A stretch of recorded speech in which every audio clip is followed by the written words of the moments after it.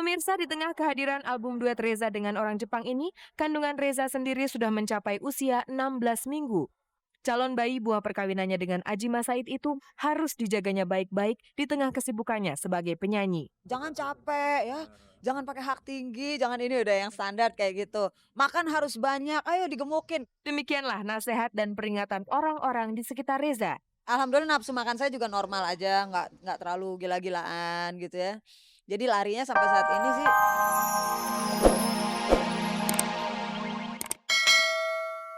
Tanyakanlah pada Reza, ia tahu itu. semoga selalu mengabar-ngabari kita dan selalu kita dikabar-kabarin di kabar-kabari. Baiklah pemirsa, sekarang kita simak kabar terakhir dari si empunya nama panjang ini.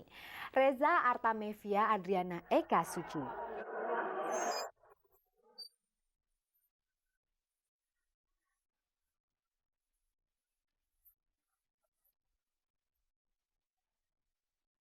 Teman duet Reza ini adalah seorang Jepang bernama Masaki Ueda. Proses perkenalan mereka terjadi tahun lalu ketika Masaki Ueda melihat penampilan Reza di MTV, kemudian juga membeli CD-nya di Bali.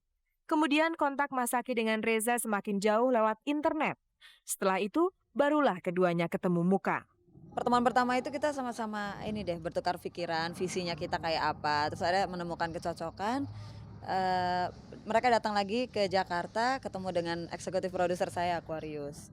Kesepakatan pun tercapai, Reza dan Masaki Ueda menyanyi duet. Saya baru dikenal di Indonesia. Di sana bagaimana cara masuknya? Ya dengan duet sama Mas Aki gitu. Duet sama Mas Aki. Terus sekarang juga udah jalan di sana. Alhamdulillah katanya sih responnya baik gitu ya. Akan dirilis di Jepang tuh 7 Juli. Tapi yang dirilis di Jepang itu tetap album keajaiban yang pertama gitu. Karena kan lagu itu udah teruji gitu ya. Tapi lagu duetnya ini dimasukin di situ. Begitulah cara Reza Artamevia Adriana Eka Suci menembus pasar Jepang. Albumnya yang bertajuk Keajaiban disisipi dengan lagu duet bersama Masaki Ueda dengan harapan masyarakat Jepang akan tertarik membelinya. Lagu duet tersebut dalam 3 bahasa, Inggris, Indonesia, dan Jepang. Kamu sulit nggak untuk membawakan lagu berbahasa Jepang? Sebenarnya enggak gitu ya. Sebenarnya enggaknya tuh dalam kalau belajar ininya terjemahan apa segala pasti sulit ya kalau belajar khusus, tapi saya belajar mengucapkannya aja alhamdulillah 1 hari deh ya kita selesaikan itu. Dia ceritain ini loh ceritanya gini gini gini gini, bagian ini tuh gini gini gini. Oh gitu ya. Udah akhirnya sama-sama belajar. Dia mempelajari bahasa Indonesia, saya ajarin, dia juga gitu.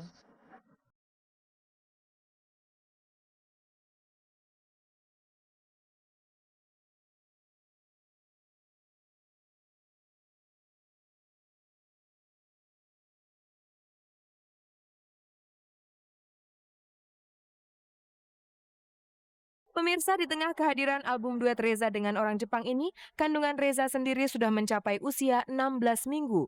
Calon bayi buah perkawinannya dengan Ajima Said itu harus dijaganya baik-baik di tengah kesibukannya sebagai penyanyi. Jangan capek ya, jangan pakai hak tinggi, jangan ini udah yang standar kayak gitu. Makan harus banyak, ayo digemukin. Demikianlah nasihat dan peringatan orang-orang di sekitar Reza.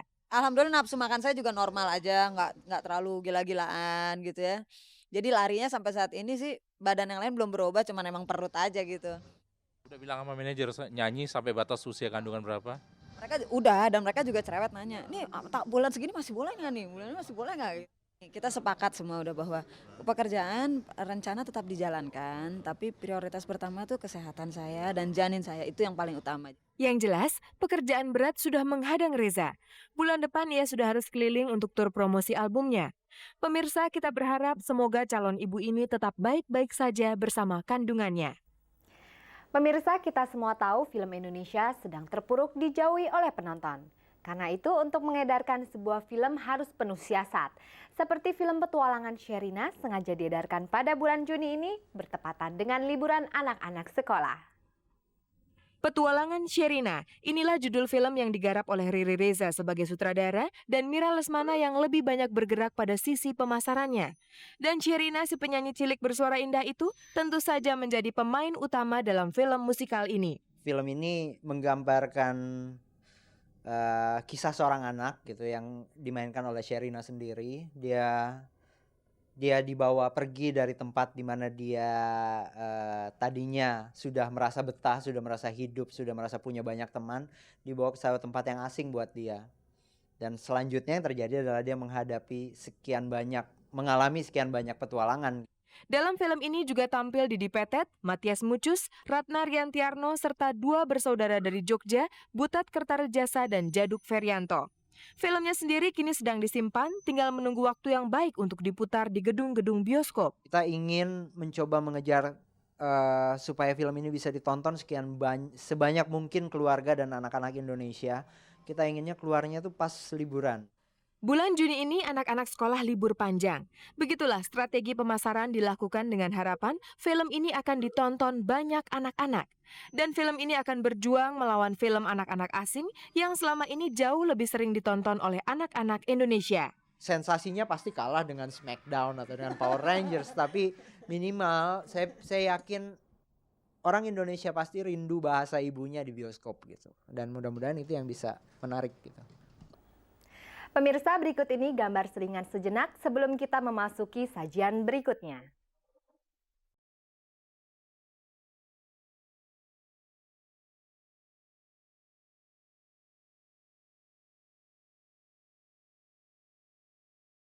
Pemirsa, bersama saya Herawati, Anda masih menyimak kabar-kabar dari Kabar Kabari hingga 4:30 nanti. Berikut ini kabar dari Iwan Fals yang mulai manggung lagi setelah sekian lama absen. Dan itu bagi cikal putrinya berarti ia harus menyaksikan lagi sebagian penonton yang sering membuatnya was-was.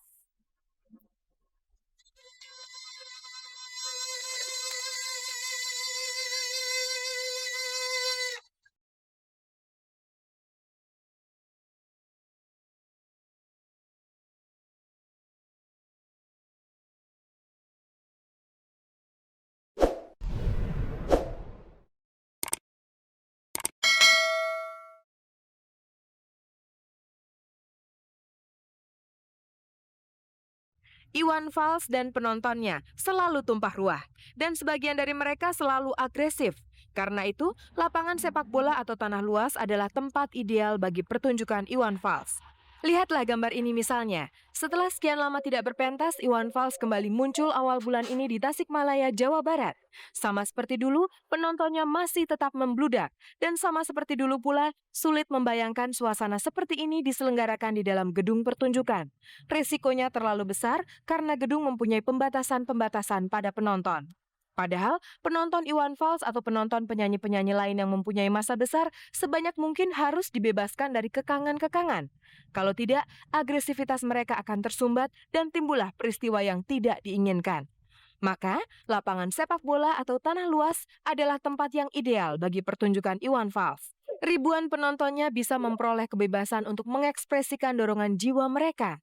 Sejauh ekspresi itu hanya seperti penonton di Tasikmalaya ini, dipastikan keadaan akan aman.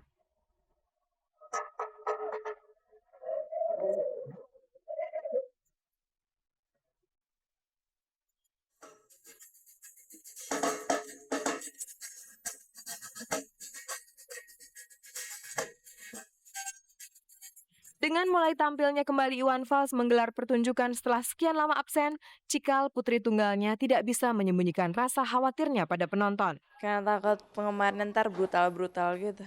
Takut misalnya ngelempar-lemparin barang kan kalau kena kan nggak lucu. Yang diucapkan Cikal barusan tentulah tidak semua penonton Iwan Fals begitu, hanya sebagian dari mereka.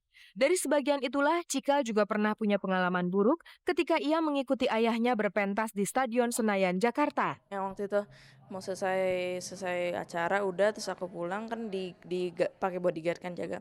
Terus ada penggemar mau minta topi aku. Terus aku bilang nggak jangan topi aja gitu. Terus pas aku jangan dipaksa ditarik. Terus aku balik aku tonjok aja. Terus jadi kerubutin sama penggemar-penggemarnya ditonjok-tonjokin. Tapi topinya aku dapat balik lagi. Cikal yang berbadan besar ini menggemari olahraga basket. Dan ia baru saja menyelesaikan ujian SMA-nya. Kembali kepada ayahnya yang kini mulai aktif lagi manggung, Cikal selalu berharap kondisi Iwan Fals dalam keadaan bagus. Kalau tidak, ia khawatir penonton akan marah. Misalnya apa lagi batuk gitu terus manggung. Ya resah lah, deg-degan misalnya apa lagi nyanyi ntar suaranya melihat-lewat kan ntar penggemarnya marah-marah. Setiap kali Iwan Fals manggung, perhatian Cikal memang tidak pernah lepas pada sepak terjang ayahnya. Yang penting baginya, Iwan Fals jangan sampai kehilangan kendali. Jangan terlalu overreact, maksudnya jangan terlalu overexcited gitu. Jadi jangan terlalu kayak kesenangan terloncat-loncat lari. kayak gitu kan papa kan suka kayak gitu saking senangnya manggung, jadi papa lari ambil bawa gitar segala macem kayak waktu di mana manggung di mana sampai mic-nya jatuh-jatuh kayak gitu, jangan terlalu overreact aja. Pemirsa, itulah perhatian seorang anak kepada ayahnya. Kalau Cikal tidak senang, biasanya ia akan berkomentar. Papa norak kayak gitu. Iwan tahu, Cikal tidak senang kalau ayahnya terlalu liar dalam penampilan panggungnya. Ya iya, nanti kan wah masa bawa bapak begitu katanya gitu. Beling setan, wah nggak pantas jadi bapak-bapak tuh katanya. Bapak-bapak tenang dong katanya gitu. Dalam selera, Cikal memang bukan penggemar ayahnya. Dalam arti, musik yang digemari Cikal bukan musik Iwan Fals. Aku dari dulu sih emang suka lagunya kayak R&B, lagu rap kayak gitu. Tapi sedangkan kalau papa kan lagunya kayak lagu country, lagu itu balad-balad gitu. Aku kan enggak. Jadi ya mau nggak mau misalnya di mobil aku yang take control. Jadi papa harus dengerin lagu aku. Tapi bagian papa pasang lagunya papa, ya nggak ada deh, aku pakai Walkman aja. Iwan Fals juga tahu itu. Musiknya memang bukan musik kesukaan Cikal. Ya karena memang lagu-lagu saya bukan untuk Cikal. Jadi bukan untuk konsumsi Cikal gitu ya. Ada pepatah mengatakan, buah jatuh tak jauh dari pohonnya. Tapi itu bisa salah. Buktinya, Cikal merasa dirinya tidak bisa menjadi penyanyi. Penyanyi sejauh ini pengen nyanyi, aku nggak bisa nyanyi sih, jadi nggak kepikiran. Nggak suka nyanyi, jadi nggak kepikiran pengen menjadi penyanyi. Pemirsa, dari Cikal yang anak Iwan Fals, berikut ini adalah Hajah Lis Haryoso. Beliau adalah ibunda Iwan Fals. Berbeda dengan Cikal yang sering menemani ayahnya manggung, Ibu Lis justru sama sekali belum pernah menyaksikan anaknya main. Betul pemirsa, ibu ini belum pernah melihat putranya sendiri berpentas. Jadi saya nggak pernah selamanya anak saya konser, saya melihat saya nggak pernah. Sekalipun nggak pernah? Nggak pernah. Anaknya juga nggak boleh. Nggak boleh dan saya juga tahu itu, jadinya ya saya sudahlah, memang sudah jalannya dia begitu, ya saya ambil air wudhu, saya sholat aja sudah. Pokoknya dia dikasih keselamatan gitu. Itulah Hajah Lis Haryoso, ibunda Iwan Fals. Seorang ibu yang memiliki putra sangat terkenal, tapi belum pernah menyaksikan putranya itu berpentas dengan penonton yang jumlahnya selalu ribuan. Tapi ibu ini tidak pernah mempersoalkan. Baginya, yang penting anaknya selalu dijauhkan dari petaka. Dan Iwan sendiri adalah anak yang sangat menyayangi ibunya. Akhir-akhir ini setiap kali ketemu ia akan memijat kaki ibundanya itu. Dia dari anak saya mungkin yang paling ini ya, soalnya kalau datang tuh mesti mijetin saya sih ya. Kalau belum berhenti, kalau saya bilang belum berhenti, dia nggak berhenti Pak. Terus ya, dia tahu kan saya kan akhir-akhir ini nggak bisa jalan gitu. Dia pinter itu cari saraf-saraf, jadi kalau saya belum berhenti terus aja dia pijit saya.